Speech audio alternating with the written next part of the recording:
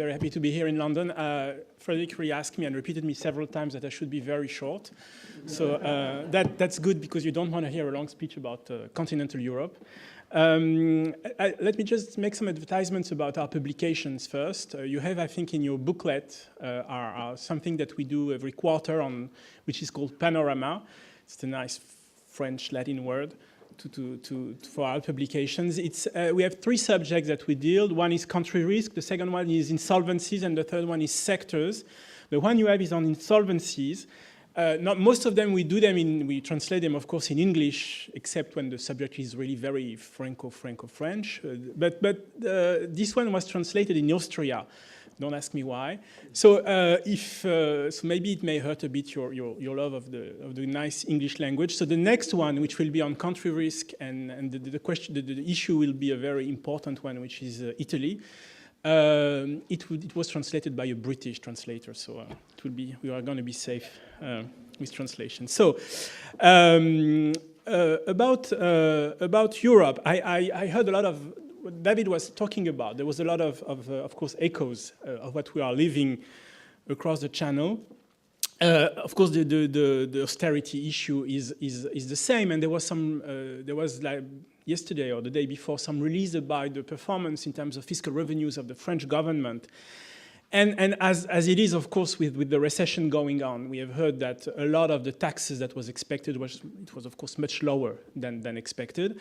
And this is the problem that we see now, is that the austerity that is being implemented. I'm not sure we can say that austerity, by the way, is implemented in France, because it's more like the idea that we are on the wrong side of the Laffer curve. You know what I mean? We have so much taxes now that no one pays them anymore. So, but anyway, in other more serious countries, they actually do a lot of austerity, and of course it's hurting very, very much their growth. And the issue that we have, it was also raised by David, is the fact that it hurts growth, but it also doesn't help the sovereign, because of course with the fact that the fiscal revenues are decreasing, in fact public debt in the Eurozone are still increasing. And by the way, we're looking at the UK numbers, we have much larger debt in the Eurozone. We are at I think an average at 100%, I mean 90-something% of GDP. In France, we are close to, we are between 90 and 100, and that's really, I mean, very large debt, and they are still increasing, despite the fact that most of the countries now do some efforts. So it's hurting growth, it's hurting the sovereign in a way. So it's not efficient, and there's a huge debate about that, of course triggered by the IMF itself, who said that we should maybe do a little less severe austerity these days. And I think it's going to the focus of this year is that most of the countries now are kind of, you know, negotiating, whether they are in the Troika package or whether they are not, they are kind of negotiating less austerity. But it still means that in 2013 you can't expect spendings, net spendings of the government to help growth in 2013. So it will be a little less severe than before, much, by the way, less severe than in the US. And if you look at the pace of reduction of the public spending in the US, it's much stronger. It's not something that they really want because it's because of their political system, but it's going faster than in Eurozone. So government, forget it, sorry. What about consumers? Well, of course, that's the problem. And the problem is that, contrary to the British ones, the consumers are very rich, most of them in Europe, especially, forget also the Spanish one, is that we have a lot of money, but these days we don't spend. And you know, when you look at the household net wealth, I mean, you look at Italian, for example, or Belgium, I mean, we have a lot of savings and a lot of money. We could spend, but we won't spend. And the reason why we won't spend is, of course, two issues. The first one is the labor market, which is deteriorating really very, very fast. And you can see here the numbers. I mean, the UK seems really heaven compared to what's happening in the Eurozone, compared to what's happening in Italy, for example. People talk a lot about Spain and about the level of employment in Spain or in Greece, which is really scary. But in Italy, for example, it's increasing very quickly. In France, too, it's deteriorating.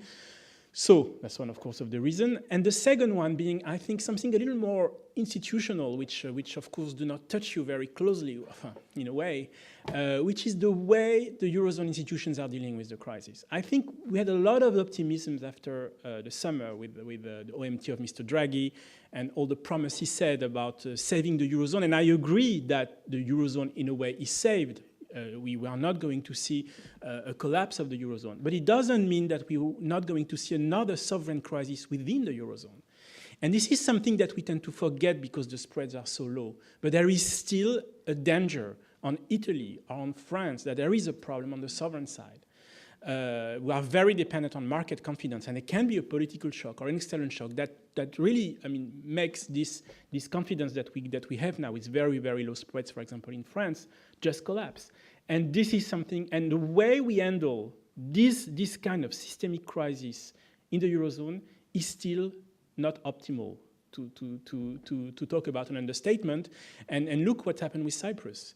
The way the crisis was handled was absolutely awful, because when this happened, of course, there was a lot of contradictory statement, which is not good when you want to deal with a confidence crisis. And of course, ultimately what's happening is that the country is saved. That's what happened with Spain, with Portugal, with Ireland, and that's what's going to be happening with Cyprus. But all these discussions, these contradictions, it seems that we still don't have the tools. I don't even talk about, raising competitiveness in Europe, which are long-term questions. No, I just talk about simple, clear firewalls. We don't have them yet. And the fact that we don't have them yet, I'm come back to this, is that people are still afraid. People are still afraid, are still holding on their cash, if they have. And this is why you won't see the spendings, we will see spendings decreasing in most of the countries.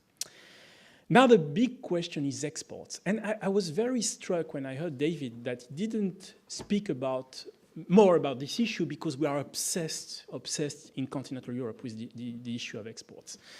And we are obsessed by one word that I didn't hear, which is competitiveness. Of course, in France especially, because we have lost a lot of market share in the recent history, and you see that. And one of the big issue about exports saving the Eurozone right now is that it's not doing badly. It's true in some countries. You see it in Spain, you see it in Italy. It's beginning you see it in France, although not so great. But the problem is twofold. The first one, on the very short term, is that we are still very integrated with each other, meaning the more you have recession and contraction in the Eurozone core, the more it touches the other countries. And you've seen the first quarter numbers of Germany, which were so bad, and were mostly so bad because of the recession in France and the recession in Italy. So now really there is a contamination with when a country is really good in terms of a structural and specialization in export, like Germany, is now touched just through the magical transmission channel of integration, of trade integration in the Eurozone. And you see that we are all losing market shares. You see that slide. But of course, when you look at the German performances, it's not that bad. I mean, it's still holding very strongly at a very high level compared to what's happening, of course, in France, in Italy. So there are really two different worlds. And this is what my point is that we have one of the big issues we have in continental Europe is to fix a crisis with very different countries, and what these differences are increasing over the time. And we want all to export to Brazil, to Russia, to China, but the weight, the impact of such an engine is relatively slow, except for Germany. You see the dynamic of German exports again to the BRICS, but when you look at Italy or France, it's less than 2% of GDP. It's very small. So it's great to export in China these days, but it won't be enough to be the engine against what's happening on the domestic side, which is really dramatic. So competitiveness is the issue. We are all looking at it. And here again, there is a lot of differences. You see the unit labor cost. I mean, all economists in continental Europe have this chart, so this is not something very original, because we are all looking at it. So that's how much costs one unit of one value added of what you produce. And what you see in this chart is, of course, the German story that everybody knows and everybody repeats very masochistically in France, is that, oh my God, they've done so much effort in terms of keeping their costs, and you see that it only increased by 10% when they've increased by 35% over since 2000 in Germany versus Italy.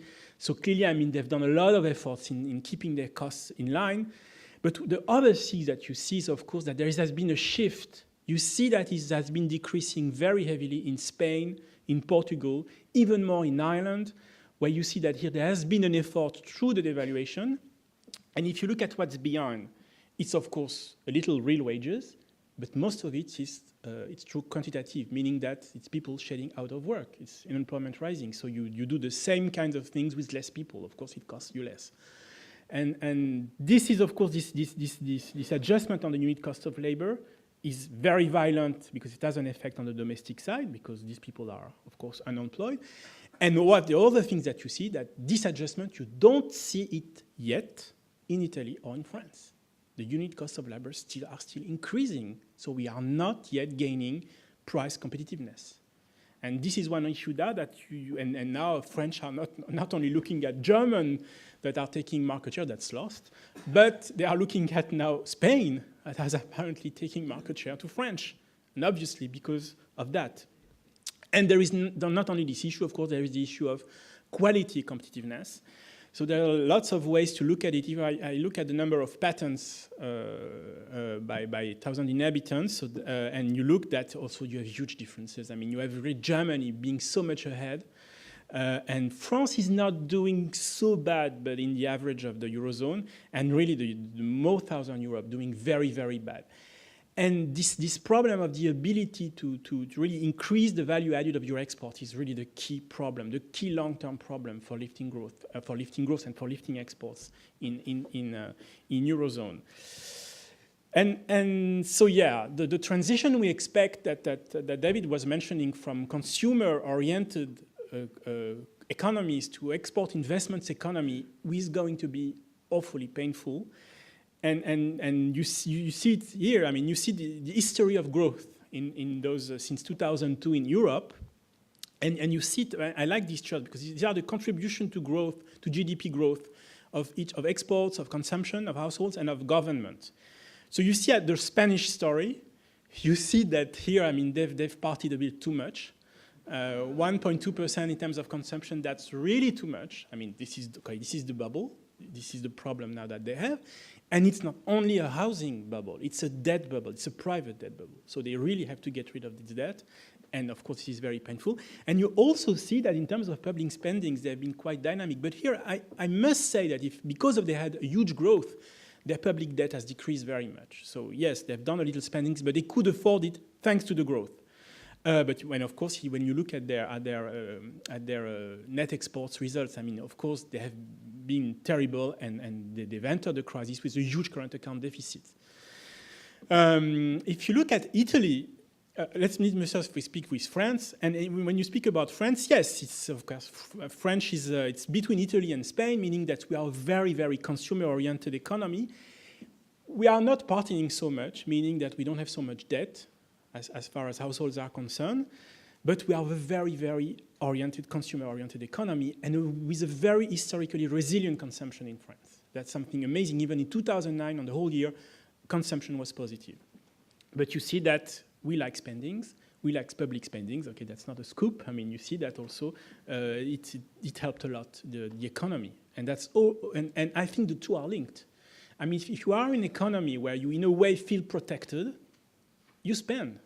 And this is the issue in France now. If we are going to do austerity, not only is it going to hurt the direct effect on net public spending, but it's going to hurt consumption not, because the consumers will not feel that protected. So the transition will be very costly in France. I don't say I mean, we have to do it. This is not sustainable, of course. But the way we are going is going to be painful. Now, Italy is like France, but a little less dynamic. I mean, yeah, the same model, but with less dynamic consumption, because the labor market is very fragile. And of course, you have the inverse mirror of all the Southern Europe, which is Germany, with not consuming very much, the households, very, very rigorous on their public spendings. This is why they don't understand why these Southern Europeans, they don't believe in austerity. We believe in austerity because we've done it and it's worked very well. Yes, but because one of the key issues is that it works because you get all your growth from outside. So what's your inside anyway doesn't help you a lot. But when you have all your growth from your external markets, austerity doesn't hurt so much your growth. So it's very different. The effect of austerity in Germany or in France will be very different. And of course, great on net exports, of course, has been a positive drag, of course.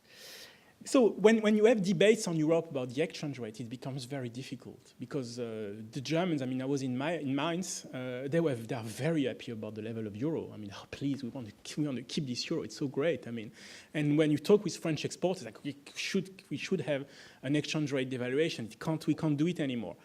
So yeah, we can't have one monetary exchange rate policy for such heterogeneity, and this heterogeneity is even more painful now that we have recessions. So yes, there is an issue here, and this is why I'm not as optimistic as the majority of you apparently on the UK. I think that we're going to have, yes, maybe we can get out of the recession at the end of the year, but we'll have a very, very low growth. And that's going to be the problem of Europe. So anyway, for our short-term forecast, this is the brand new one, which is going to give you the boost for this afternoon, minus 0.6 for the Eurozone. So we 3 months ago, we believed that the recession would be less severe. Now we believe that the recession would be more severe. Of course, we integrated the Q1 numbers, which were pretty awful for France and pretty awful for Germany too. The biggest revision was on Germany, in fact. I was a very German optimistic. I still believe that Germany will not go into recession, but it's true that simply because, as I said, they are integrated in the Eurozone, their exports are decreasing very much, and they hurt clearly. But consumption, in a way, was resilient in Germany, and that helped a lot. That's going, I think, to help a lot the growth, and they have a lot of strength. We revised downward Italy. I'll come back to that. Spain is the same story. It doesn't change so much. We revised upward UK. That hurts when you're French, but sometimes you have to do it. And the numbers are there, so can't fight.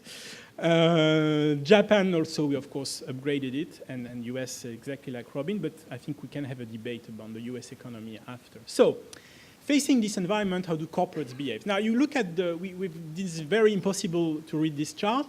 This is the debt, the corporate debt on GDP, and this is the margins they have. And you see, you have some cases that are very interesting of what's happening now. The first case being Spain. So when you look at Spain, you see that they have a very large, rather large level of debt, meaning that, of course, you know that the corporates and the households in Spain are very leveraged. So, of course, now they are in the process of cutting their debt, exactly like in the UK. This deleveraging process is happening in Spain. But you see that they've restored their margins very much, because of what I showed before, which is the decrease of the costs. They have now very, very nice margins.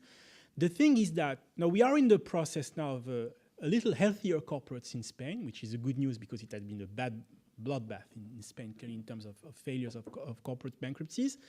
Now they are stronger, but of course they are keeping their cash. And the reason why they are keeping their cash is that they have a huge debt to service in the next years to the banks.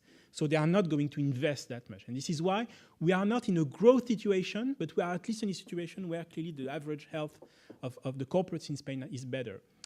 When you look at Germany, of course it's the heaven, low debt, high margins. So I don't want to talk about them. But you understand why, even if there is a downturn in the economy in Germany, the German corporates are strong enough to face this downturn. And this is the big strength of course, an economy, even like the US also. The US corporates are very strong. So even if the economy is not doing very well, they can now, they have the financial health to resist, to be resilient, as the word was used by Robin. And finally, France. You see that France has a problem. As a big problem of margins, and that's the issue, because we have those smaller, medium-sized corporates that are very, very fragile in France. We have those very large corporates that are very solid. They are mostly all investing abroad and investing in emerging markets, while those small, domestic-oriented corporates are extremely, extremely fragile these days. I will also come back to that. And another very interesting indicator is the way you would react to what's happening on the credit market. So it's the cash flow to investment ratio. Are you able to finance yourself, your investments? And here also you have, of course, very different cases. Again, Germany, very strong. Okay, forget it. They are they are not very dependent on the credit. But what we see historically in Germany is that they have these local banks that are very helpful when there is a credit crunch coming from the commercial banks. So, I mean, they win on every size.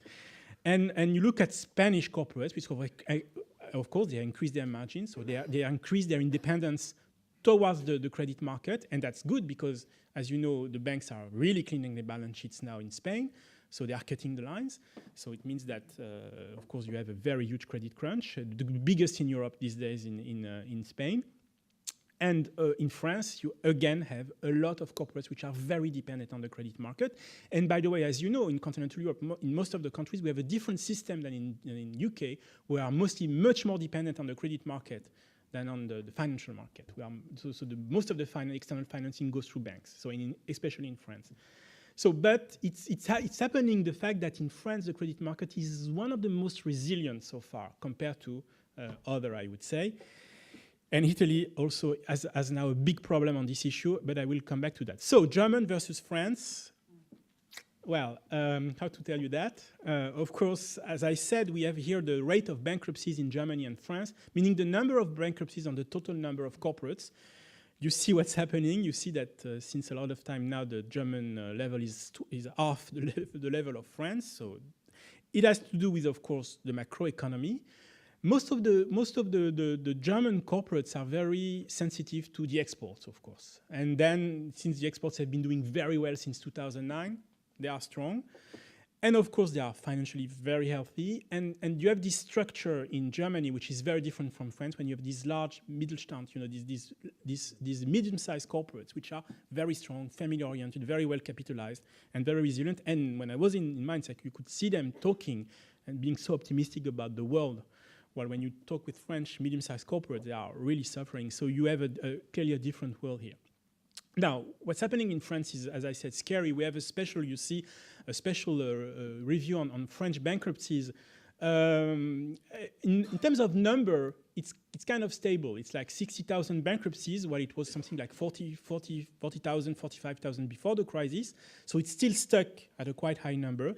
But the problem is that you have a size effect in France, is that when you look at the cost of bankruptcy, meaning the debt to supplier of the failed corporate, you have a number of 4.34 billion euro, which is almost the same as 2009. And this is because more and more bigger corporates fail. And you see it in the press almost every day in France, that they have, in the agro-food sector, in the retail sector, those rather large players who are simply disappearing. And this is something that's scary, because also it, of course, has an impact on, it has, of course, an impact on the labor market, it has an impact on the confidence. So it also fuels, in a way, the ongoing recession in France, which we point, by the way. We are very much under the consensus at minus 0.4. So your big partner is a bit suffering now. But thank God there is Italians, because they are worse than us. I mean...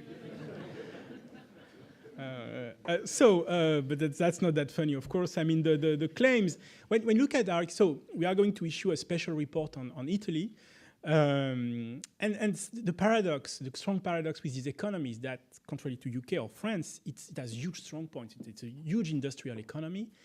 It has more, it has like something like 20,000 exporting corporates, while there are 15,000 in France. So there is a dynamism of the corporates in Italy, which is amazing, but their macroeconomic performances and their micro performances are not that great these days. You see, in terms of claims, we are so 100 both in 2007, and you see that there is something happening in mid 2011, where clearly here the deterioration of the claims ratio in Italy is much worse. If you look at the claims ratio, I mean, compared, because if we just look at the dynamic, you have to realize that in terms of claim ratio, traditionally, the claim ratio in Italy is 3 times what we know in France. Since the crisis, it's 7 times more. So you clearly have a problem with Italy. And the point of the paper was to say, why there is such a difference? First, is this difference explained by the growth differential? Because it's true that the growth numbers are worse in Italy than in France. So can you match the growth difference with the claims difference? No, you can't. Even if you had the same level of growth in Italy, you would still have more claims. So there is something else in Italy. So this something else is, I think, 3. The first one is banks. I was not only in Mainz, I was also in Milano, and there was a banker talking to the same country's conference, and he was very clear. He said, credit has been too generous in Italy. Now the banks have to clean their balance sheets, so we are cutting the lines. So it's the first time I hear a banker actually saying that, because, I mean, to hear a French banker saying that, it's impossible. And you see, of course, that. I mean, you see the non-performing loans increasing amazingly in Italy. So the banks really have an issue here, and they are very severe. So that explains, of course, the recent period, but that doesn't explain the long-term history, because, of course, before, I mean, I would say the last year, credit was generous in Italy. Other explanations, the structure effects. You have much more very small corporates in Italy. When you look at the structural effect, the number of very small corporates in the total number in Italy, it's the biggest in the Eurozone with Greece, and very, very far even from France. So here you have a lot of very small, tiny actors that are extremely fragile. And when you look at the dynamic of the margin, maybe you looked at Italy, it's not that bad, but it has decreased very much. And in terms of the dynamic of margin can play also a very big role. And thirdly, there is another problem in Italy that we also know in France, but at a lower scale, which is delay of payments from the public side. There is huge, huge delay of payments from the public, from the local authorities, from the central government, which of course triggers business-to-business delays. And by the way, the Italian government is really trying to do something. He announced that they will pay 2013, 2014 half of these delays, which is roughly 55% of GDP. The whole is 10% of GDP, so that's a lot. So again, Italy is really a difficult case. So if you look at our assessments, so we are measuring here not the sovereign risk. We are not downgrading UK like other agencies. No, we are looking at the corporate risk. And so we look at the A1 countries, Japan with a negative watch, but I think now thanks to the Mr. Abe's Japan is back, we are going to lift this negative watch. Was Switzerland, Canada, okay. The stable are Germany and Australia. We have downgraded Belgium, France, Netherlands, along with UK. Why is UK is A3? Well, it seems to perform a little better in terms of growth these days than France. We've had a lot of claims in UK before during the crisis. So, and that's not exactly, surprising, since one of the difference between the UK and France is that the UK corporates are very highly leveraged. So their fragility towards the credit crunch or towards the recession is much stronger. So this is why it was much more, but now France is the same as the UK risk. And to me, I think it's more or less the same, since the fact that now dynamic of risk in France is rather deteriorating, while it seems that the dynamic of the UK is rather stabilizing. But to tell you the truth, when I looked at the quarterly growth number of the chart of David, I mean, I thought it was very scary, in fact, because you look that there is a very volatile growth in the UK now. So the party is not completely won, by the way. And then the B countries are Spain, Italy, Portugal, where we suffered a lot, and Greece, of course, in C. So I look at Frederic, he seems to smile, so it means I have some time for the BRICS. Not so much, no, okay. Not so much time. So just a word about emerging markets. We are fairly optimistic, but clearly, I mean, of course, I mean, compared to the area I've just described, it's the heaven. But nevertheless, something is happening in the BRICS, clearly. I mean, we have downgraded almost all the growth outlook of the BRICS. Russia has had a terrible first quarter. Brazil has had a very disappointing first quarter. China, of course, as you know, has been a bit disappointing, although the numbers are okay. They are in line with what's more or less we expected, but they're also a bit disappointing. And India also has had the last quarter was also the last quarter of the fiscal year, because in India they've not the same year. It was not that great. So something is happening in the BRICS, and what's happening now, I think, is that those long-term issues that were more or less hidden behind the carpet are now becoming short-term problems. You name it, infrastructure in Brazil. You have now a problem of infrastructure that is really impacting growth. Governance in Russia, clearly. I mean, you see now that people and Russians do not invest in their countries. There is a lot of capital flights, and it's beginning to hurt your growth. Again, the first quarter was terrible. and China. So I will end with that. What is the problem with China, I think? It's leverage. I think there is a big issue now within the Chinese economy of leverage. And you look at the Fitch rating estimates of some of the debt numbers, which is very, very difficult to assess, of course, and those numbers have to be tackled. But you look at the yellow, and you look at the private debt. The first number is the official credit number, the stock, which is already one of the highest in the world. In Eurozone, the credit is something like 100% of GDP. Here you are at 136% of GDP. But you have to add some estimates of the shadow banking, which is all the way the corporates do finance themselves out of the banking system, out of the official banking system, which has been growing very much. And this is the most dangerous issue these days. You happen with a very, very large leveraged private sector. So is that a problem? It's not the same as Spain, because Spain has, as I said, was dependent on its external creditors. So this is why the leverage in Spain is an issue much more systemic than in China, which of course is not dependent on external creditors. It's mostly domestic debt. And what's happening now is that when there is a problem, in fact, the Chinese government through the banks refinance the debt. But it's a more micro issue, I think, because you have a tendency of a slowdown, which is happening now in China, meaning that some of largely leveraged players will be hurt because of the slowdown, because there is no place for everybody, because there are lots of overcapacities in China. Some of your partners may be hurt. And the problem being that this leverage is not transparent. You don't know exactly what's the size of the leverage of a corporate or a public entity that you deal with. So I think this is the big issue now for people trading with China. And I think I'm ending here because I think I was longer than the time I was assigned to. Thank you.